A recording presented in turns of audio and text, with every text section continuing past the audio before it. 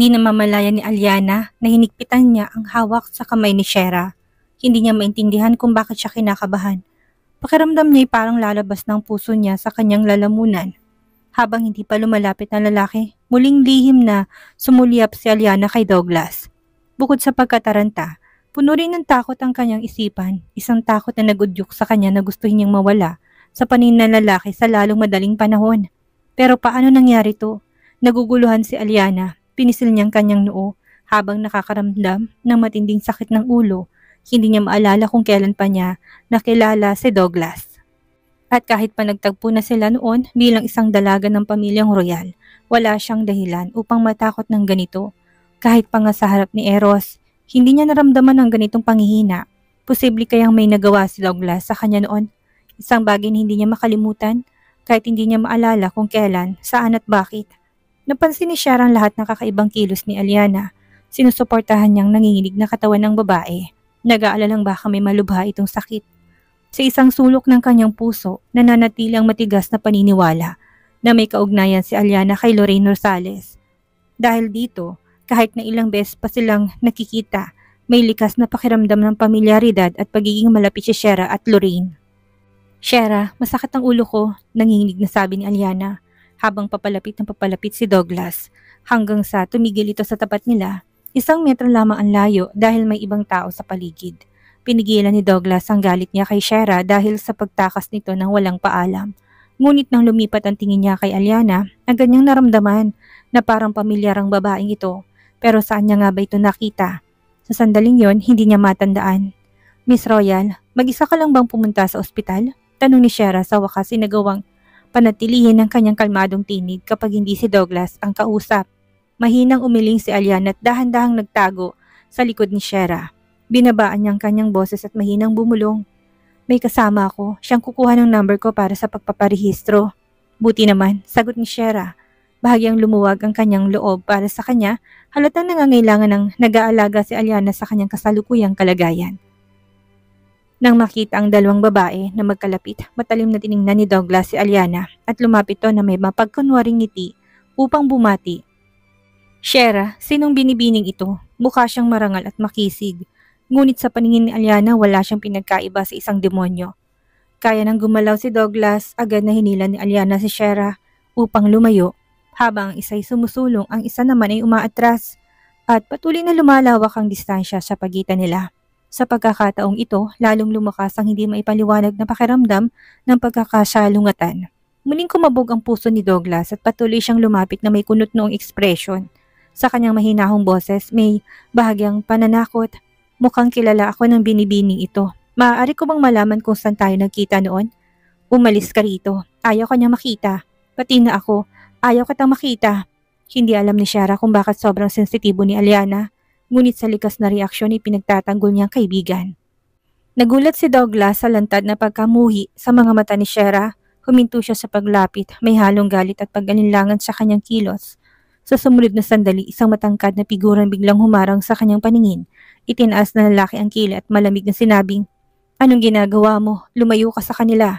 Nakilala ni Shara ng lalaki sa harapan ay ang bodyguard ni Aliana. Dahan-dahang kumalmang kanyang pakiramdam ng pangamba, ngunit napalitan to ng bahagyang panghihina.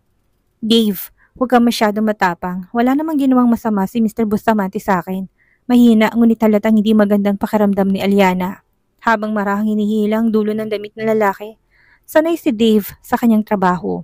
Matalim siyang tumingin kay Douglas bago tahimik na umatras sa likuran ni Aliana at magalang na nagulat. "Miss Aliana, nakapagpatala na tayo sa klinik." "Salamat." Tumango si Aliana, ngunit may bahagyang pag-aalinlangan sa kanyang mga mata habang nakatingin kay Shera. Sa hindi may paliwanag na dahilan, nais niyang isama si Shera, ngunit wala siyang sapat na dahilan para gawin yon. Kung ipipilit niya ito, hindi lamang malabo kung sasama ba ito sa kanya, kundi maaari pa niyang mairita si Douglas. Isang bagay na hindi birong gawin. Nagtagpo ang tingin nila ni Shera at agad itong naunawaan ang kanyang iniisip. Ngumiti si Shera na may pasasalamat at sinabing, "Ayos lang ako, mas mahalagang kalusugan mo. Magkita na lang tayo ulit sa ibang araw." Pagkasabi nito, natakot si Shera na baka mahirapan si Aliana na iwan siya. Kaya siya na mismong unang lumayo patungo sa labas ng ospital. Malamig na sinulyapan ni Douglas si Aliana. Binigyan ito ng titig na parang babala bago sumunod kay Shera. Miss Aliana, paano ka napalapit sa kanya? Tanong ni Dave matapos makalayo ang dalawa. Mula nang bumalik si Mr. Bustamante sa Manila, lalo pang lumakas ang kapangyarihan ng pamilya Bustamante. Kahit hindi takot ang pamilya Real sa kanila, mas mabuting mag-ingat. Hindi ko rin alam, pero may hindi maipaliwanag na takot ako nararamdaman tuwing nakikita ko siya. Nakatitig si Aliana sa palayong anino ni Douglas. May halong pagkalito sa kanyang isipan. Sinabi ng aking mga magulang na nagkaroon ako ng pinsala sa utak dahil sa isang aksidente sa sakyan. Ilang taon na nakalipas at nawalang alaala ko ng nakaraang 10 taon. Posible kayang sa mga alaalang yun, nagkaroon ako ng connection kay Douglas. Nagbagong ekspresyon ni Dave at kagad niyang pinutol ang malayang pag-iisip ni Aliana. Miss, nag-aral kayo sa ibang bansa noon kaya hindi kayo dapat magkaroon ng kaugnayan kay Mr. Bustamante. Marahil hindi lang kayo magkasundo. Mas mabuting iwasan na lang siya sa hinaharap. Huwag mo nang isipin ng labis. Totoo ba? Kalahati sa sarili naniniwala si Aliana, habang ang kalahati naman ay nag-aalinlangan. Ngunit hindi pa rin nawalang kakaibang pakiramdam sa kanyang puso. Sinasabi nilang mas mabuti pang gibain ang 10 templo kaysa sirain ng isang kasal. Dapat ba niyang pilitin si Shera na lumayo kay Douglas sa susunod nilang pagkikita?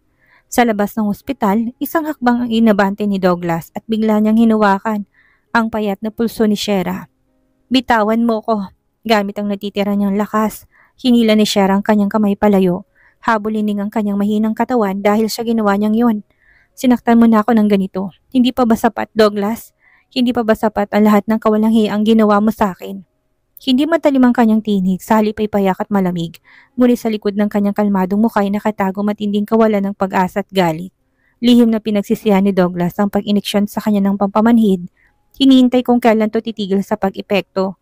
Ngunit sa ngayon, hindi na siya nakipagtalo pa. Sa halip, mahigpit niyang hinawakan muli ang pulso nito at malamig na sinabing, alam kong nagdusa ka, pero kung iniisip mo magagamit mong sakit na ito para makipagkasundo sa akin, nagkakamali ka.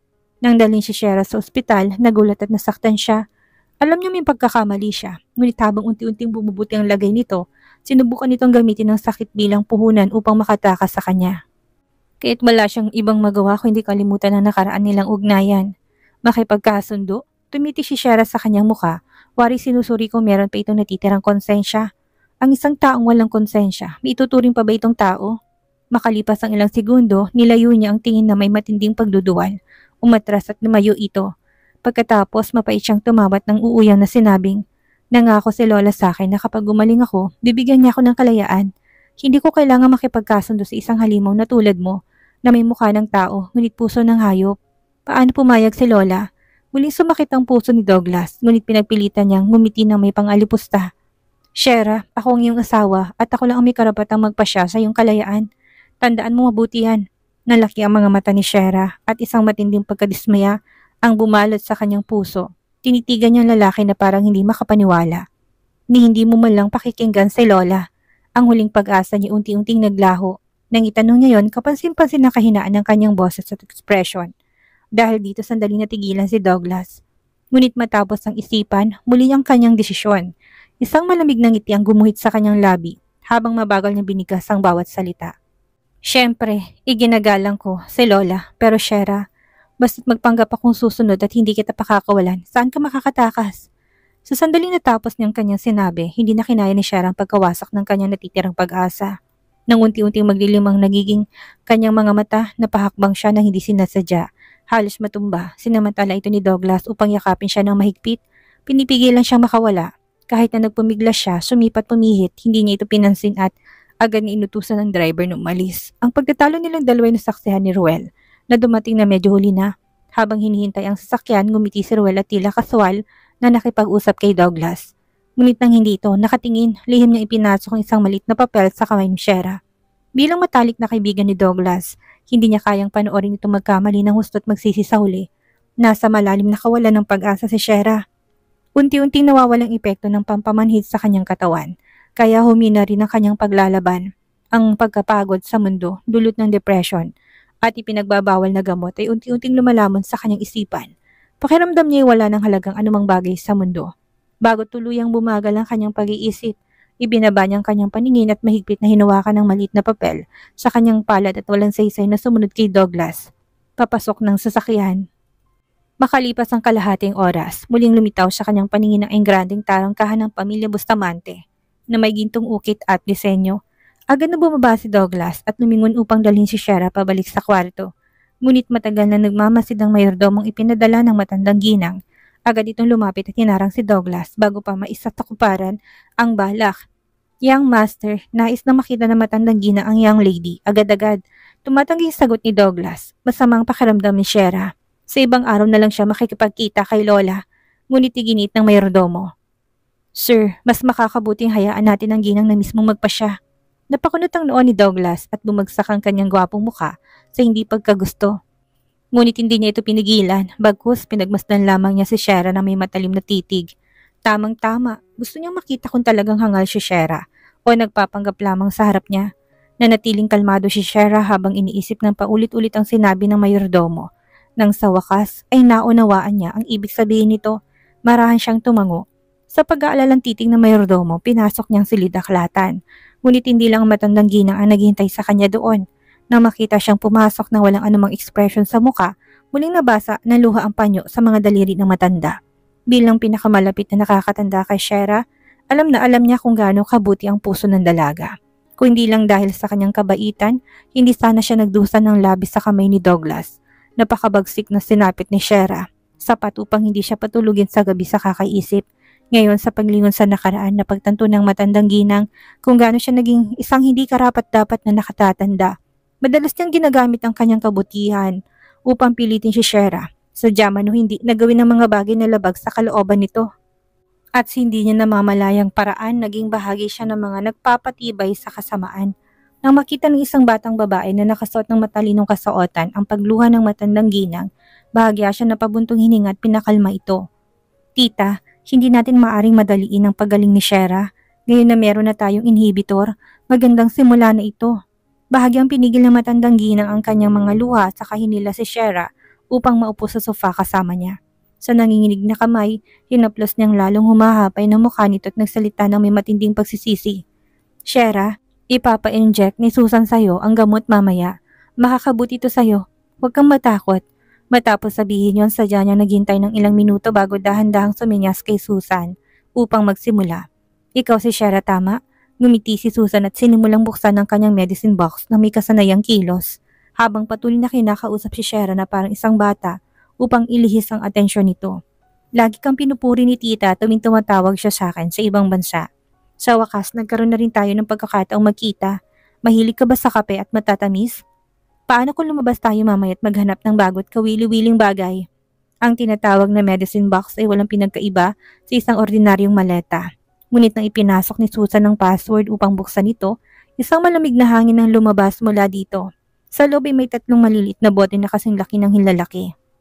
Nababalutan ng manipis na yelo sa ibabaw at ang loob nito ay may bahagyang kumikislap na likidong kulay lavender. Matapos tiyakin na ligtas ang gamot, mabilis na kinuha ni Susan ng hiringgilya at inihanda ito sa pinakamaikling oras. Sa mga sandaling yon, nanatiling walang emosyon at tahimik si Shera. Hanggang sa tumama ang sinag ng araw sa matulis na dulo ng karayom at biglang lumitaw sa harapan niya. Sa isang iglap na nigas ang kanyang katawan, bumaha ang malamig na pawis sa kanyang maputlang noo at matama niyang pinagmasdan ang bawat galaw ni Susan. Hindi matukoy kung kailan siya maaaring umatake. Napatras ng kalahating hakbang si Susan. Mahigpit na hawak ang hiringgil at taimtim na nagsalita. Shera, hindi kita sasaktan. Ang ipinagbabawal na gamot sa iyong katawan ay hindi kayang gamutin ng mga ospital dito. Ngunit sa aking bansa, nagkaroon na ng matagumpay na kasa ng paggamot. Ang hiringgilyang ito ay naglalaman ng lunas para sa iyong kondisyon. Upang mapabilis ang pagaling ni Shera, hindi nagdalawang isip ang matandang ginang na gumastos ng malaking halaga upang makahanap ng impormasyon sa pinakamaikling panahon. Agad niyang ipinadala sa pamamagitan ng Airlift, ang special inhibitor mula sa ibang bansa. Ang pinakamahalaga, tinago niyang lahat ng ito. Maliban kay Eros, kinailangan niyang gawin ito. Dahil sa paggamit niya ng kanyang kapangyarihan, maging ang pamilya Salvacion ay walang kaalam-alam tungkol dito. Lalong nadurog ang puso ng matandang ginang. Dahan-dahan niyang inunat ang kamay, tinakpan ng mga mata ni Shera nang nanginginig at malumanay na nakiusap. Shera, makinig ka kay Susan. Isa siyang doktor na nagtapos sa isang League University. Marahil ay may epektong sakit at pagsisising nakikita sa mukha ng matanda.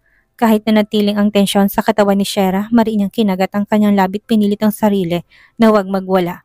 Sa nais niyang mangyari, dahan-dahang inalis ni Susan ang dulo ng karayom sa balat ni Shera. Binalik ito sa medicine box at saka malalim na bumuntong hininga. Tita, sa kabila ng lahat, nanatili pa rin siyang reasonable. Ibig sabihin tunik yung nirerespeto ni Shera. Alam ko. Tutulo ang luha ng matandang ginang habang sabik niyang tinitingnan si Shera. Hinihintay ang epekto ng gamot. Matapos masiayos ni Susan ang kanyang gamit, umalis na siya ng maaga. Halatang ibinibigay ang espasyo para sa kanila. Makalipas sa mahigit 10 minuto, unti-unting bumalik ang liwanag sa malamlam na mata ni Shera. Saka siya maingat na luminga-linga sa paligid, waring hindi maalala kung bakit siya naroon. Shera, kamusta ang pakiramdam mo? Sinamantala na matandang ginang ang pagkakataong malinaw ang isipan nito at agad na hinawakan ng kamay ni Shera na may pananabik. Lola, natigilan si Shera. Ang alaala niya ay nasa ospital pa rin at saglit siyang natulala. Oo, ako ang lola mo. Lalong lumakas ang loob ng matanda. Bahagyang tumuwid ng kanyang nakukuban ng katawan at mabilis na nagsalita. Mukhang epektibo ang mga inhibitor na ito, pero hindi ito nagtatagal. Aabutin pa ng 1 buwan bago kaganap na makarecover. Dahan-dahang kumurap si Shera at unti-unting naunawaan ang ibig sabihin ng matanda. Ang nararamdaman niya sa kanyang puso hindi saya kundi sakit at takot. Sa mga nakalipas na araw, minsan bumabalik ang kanyang alaala, minsan naman inawawala. Sa ganitong paraan lang siya napilit ng sarili na tumira sa isang bubong kasama si Douglas. Ngayon na bumalik na siya sa normal, malamang hindi na niya maitago ang kanyang puot kay Douglas. Naalala niyang malupit na mga salitang binitawan ng lalaki sa labas ng ospital. Mahigpit na kinagat niyang kanyang labit, may halong komplikadong emosyon. At hindi niya alam kung dapat ba siyang magpasalamat sa matanda. Alam niyang pagiging malamig ay isang paraan lamang ng pagtakas at hindi nito masusolusyonan ang anumang problema. Ngunit bukod sa pagtakas, hindi niya talaga alam kung paano paharapin ang lahat ng ito. Huwag kang mag-alala, hindi alam ni Douglas ang tungkol sa inhibitor. Matalas ang isip ng matanda sa isang pangungusap lang ay nasagot niyang alalahanin niya.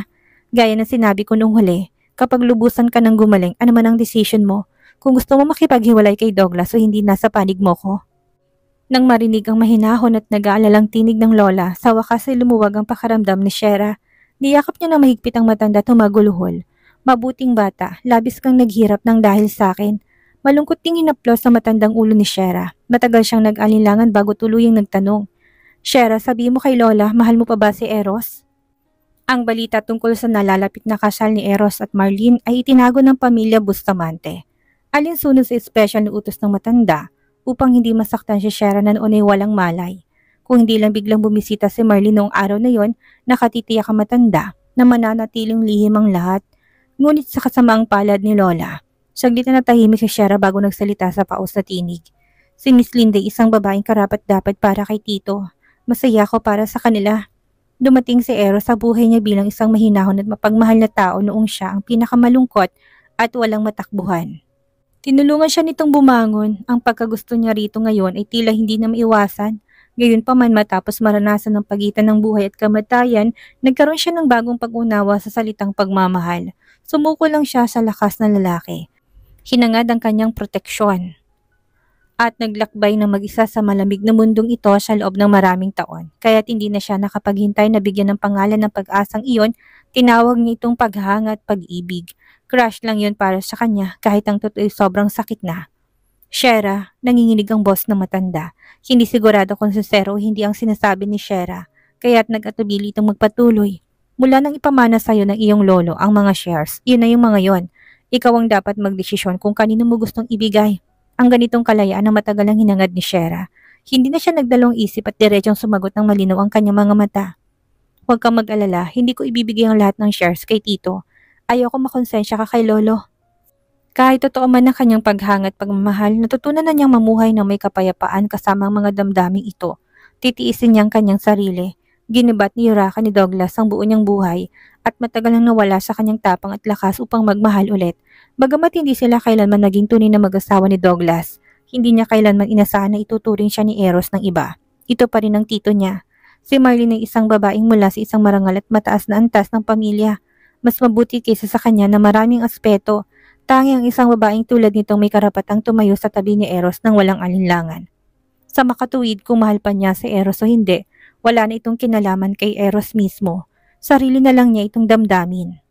Hindi niya kailanman naasahan na suklian siya nito. Basta't masaya ito, magiging masaya na rin siya. Sige, si Lola ay susunod sa'yo. Nahawang matanda sa katahimikan ni Shera at kalmadong nagmungkayi ng isa pang opsyon. Gaya ng sinabi ko, iyo ang mga shares na to. Ikaw ang magpapasya kung ipapamigay mo o itatago para sa iyong sarili. Hindi to inaasahan ni Shera, napadilat siya sa gulat. Hindi man niya alam ang eksaktong halaga ng Bustamante Group. Alam niyang isa itong napakalaking yaman sa isang bagay na hindi dapat mapunta sa isang hamak na taong tulad niya. Natutuwa ang matanda sa nakitang reaksyon ni Shera. Sa isang mabait na ngiti, itinulak niya sa harapan itong isang bungkus ng dokumentong may pirma na niya. Saka seryosong nagtanong, Shera, interesado ka ba sa pamamahala ng kumpanya? Naman natiling tahimik si Shera, hindi siya pinilit ng matanda. Bagkus ipinilit niyang mahalagang dokumento sa mga kamay nito at nagpatuloy. Maaari mong pag-isipan ito ng mabuti. Hindi mo kailangan magdesisyon agad pero kailangan dumalo sa pulong ng mga shareholders sa loob ng 1.5 buwan bilang isa sa mga pangunahing may-ari. Lola, ayaw ko maging pangunahing shareholder. Handa akong ibigay ang lahat ng shares sa'yo. Umiling si Shera at nang madaling itinanggihan ito na parang handa na siyang pumirma sa oras na yon. Shera, kalahati ng katawan ni Lola ay sa hukay. Ano pang silbi ng pera sa akin? Ngumiti ang matanda, ngunit na makita niyang tila nalungkot si Shera, hindi na niya ipinagpatuloy ang usapan. Alam kong gusto mo nang umalis sa pamilya Bustamante, pero nais kitang payuhan. Dahil ayaw mong malaman ni Douglas ang tungkol sa inhibitor, mas tigsas ka manatili dito. Kailangan mo rin ng taong mag-aalaga sa'yo. Kapag lumabas ka, siguradong gagawa ng masama si Douglas. Laban sa'yo at wala nang magagawa si Lola para protektahan ka. Bawat salita ng matandang may katuturan, kaya't hindi na nagawang sumagot ni Shera. Pumikit siya sandali, pinigil ang luhang namuo sa kanyang mga mata at marahang niyakap ang payat at matandang katawan ng kanyang lola. Sa kanyang puso'y walang katumbas ang kanyang pasasalamat. Tahimik siyang nanalangin. Diyos ko, pakiusap, bigyan niyo pa ng mahabang buhay si Lola. Dahil sa kilos niya may isang bagay na nahulog mula sa kanyang nakabukas na palad. Napansin yun agad ng matanda. Pinulot ang papel na basa ng pawis mula sa kanyang tuhod at inabot kay Shera. Ano to? Hindi na nag-isip si Shera, wala naman siyang ginagawang kahiya-hiya. Kaya diretsahan niyang binuksan ito sa harap ng matanda. Ang papel ay tila pinunit na mabilisan mula sa isang notebook. May mga hindi pantay-pantay na gilid at isang babala na isinulat sa magulong sulat kamay. Ano man ang sabihin ni Douglas, huwag ka nang sumama sa kanya sa ospital. Tandaan mo ito, hindi na mahalaga kung kanino nang galing ang sulat. Ang mali na mabuti ang layunin nito. Biglang bumigat ang ekspresyon ng matanda. Lalo siyang nadismaya kay Douglas at malalim na napabuntong hininga. Shera, huwag kang mag-alala. Aayusin ni Lola ang lahat at hindi ko hayaang magkaroon ng pagkakataon ng mokong na yon. Bahagyang ngumiti si Shera, may bahid ng lambing at tumangon na parang batang umaamo. Sige po, naniniwala ako kay Lola. Ito ang unang beses na siya'y taus-pusong ngumiti matapos ang matagal na panahon. Ang kanyang hubog na kilay at mata ay naging napakaganda. Tila isa siyang ordinaryong dalaga na hindi dapat masangkot sa mga mapapait na nakaraan. Mabuti ka talagang bata, masyado ka nang nagtagal dito, baka magsimula na maghinala si Douglas. Pagod ng matanda matapos maipaliwanag ang lahat ng nais niyang sabihin. Naghihintay sa labas ang butler, sundan mo na lang siya. At siyang nang bahala sa lahat. Tumayo si Shera at kumuha ng manipis na kumot, tinakpan niya matandang babae at maingat na nakinig sa tagubilin nito.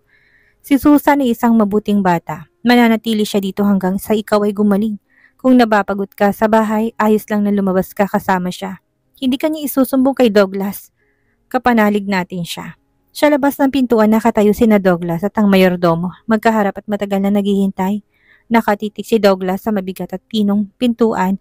May kunot sa noot palihim na lumalim ang kanyang tinala. Kung talagang hangal at nawawala sa sarili si Shera, bakit siya pinapanatili ni Lola sa loob ng silid ng ganong katagal? Maya may binuksan ng pinto at lumitaw si Shera nang walang expression sa muka. Sabay na lumapit sina Douglas at ang mayordomo, ngunit magkaiba ang kanilang sinabi. Shera, naglakas loob ka magpanggap na baliw at hangal sa harapan ko. Gusto mo bang mamatay? Inis na sabi ni Douglas sa kanya. Yang madam, inutos na matandang ginang na ako mag-aayos ng iyong pang-araw-araw na pamumuhay. Mangyaring sumunod ka sa akin. Paanyaya ng mayordomo sa kanya. Ang butler ang siyang mag-asikaso kay Shera simula ngayon. Hindi nagbagong ekspresyon ni Shera at ang kanyang tingin ay nakatuon sa likuran ng dalawa tila hindi niya narinig ang kanilang mga sinasabi. Saglit nga, anong ibig mo sabihin? Pansamantalang hindi pinansin ni Douglas si Shera at nilipat ang kanyang atensyon sa mayordomo. Galit na nagtanong, asawa ko siya at dapat namin pagsaluhan ng isang silid. Bakit kailangan ayusin ang kanyang pang-araw-araw na pamumuhay? Yun ang kagustuhan ng matandang ginang. Bahagyang yumuko ang butler, nagpapakita at nagpapasakop ngunit matatag na nagpatuloy. Dahil special ang kalagay niyang madam, inirekomenda ng doktor na kailangan niya magpahinga. Hindi mo ba nais na kaagad siyang gumaling? Palagi siyang nagpapanggap na baliw at hangal sa harapan ko. Anong pagaling ang kailangan niya? Hindi kailanman tinuring ni Douglas na taong mayrodomo. Para sa kanya, isa lamang yung kagamitan. Inabot niya si Shera upang hawakan ito at galit na sinabi sa mayrodomong sumisira sa kanyang mood. Lumayas ka. Naiinis ako sa presensya mo. Akin ang asawa ko. Ikinalulungkot ko yang master pero hindi yun maaari. Isang hakbang na lumapit ang mayrodomo at hinarangan ng kamay ni Douglas. Sinabi ng matandang gina na sino mang hindi sumunod sa kanyang utos ay kailangan lumabas ng lumang bahay at hindi niya ito pipigilan. Paulit-ulit na nabigo si Douglas. Ang kanyang gwapong mukha ay kasing itim ng ilalim ng isang kaldero at galit siyang sumigaw. Ayos, ikaw ay isang alipin lamang. Alakas na loob mong palayasin ako. Anong karapatan mo ha? Ako ang young master ng pamilyang ito. Patawad po, sinusunod ko lang ang utos sa akin. Hindi ko po gustong sumama ang inyong loob. Kung may reklamo kayo, sabihin niyo na lang po sa matandang ginang. Bahagyang yumuko ang mayordomo kay Shera bago ito iginiya, papunta sa kabilang direksyon. Hindi kailanman nakaranas si Douglas ng ganitong hindi pagpansin sa kanya. Ang pambabaliwalay malino na isang kabastusan. Lahat ng galit niya ibinaling niya sa malamig na babaeng nasa harapan niya. Shera, naglakas loob kang sumunod sa kanya. Nang makita niya talagang gumalaw si Shera, lalo siyang nakumbinsi na nagkukunwari lang ito. Sumiklab ang galit niya mula sa puso hanggang sa ulot sinipa niya mayordomo humaharang sa kanya. Hindi mo ba ako narinig? Sinabi kong lumayas ka. Sa sandaling yun napatungo na sa hagdan ng mayrodomo kasama si Shera. Nang mapansin niyang umatake si Douglas uli na para umiwas, hindi kayang tiisin ni Shera makita na mayrodomong lampas 50 taong gulang na mahulog sa hagdan para sa kanya. Kahit na alam niyang sinusubok lang siya ni Douglas, wala siyang magagawa kung hindi tumulong sa oras na yon. Douglas, tama na. Awat niya sa lalaki sabay sipa dito. May timang isin ng lalaki habang sinalubong ang malamig ng tingin at may pangungot niyang nagtanong. Shera, bakit hindi mo nalang ipagpatuloy ang pagpapanggap mong baliw? Ikaw naman, bumao ng tingin ni Shera sa kanya. Puno ng puot. Wala nang bakas ang pagmamahal. Nabigo ka sirain ako kaya bigo ka rin. Lumayas ka. Masyado na makapal ang mukha mo para pilitin ng mga taong sumunod sa'yo. Ikaw na nagloko, ikaw pang matapang. Ang puot ay tila naging isang matalim na yelong punyal, agad na bumabaon sa dibdib ni Douglas.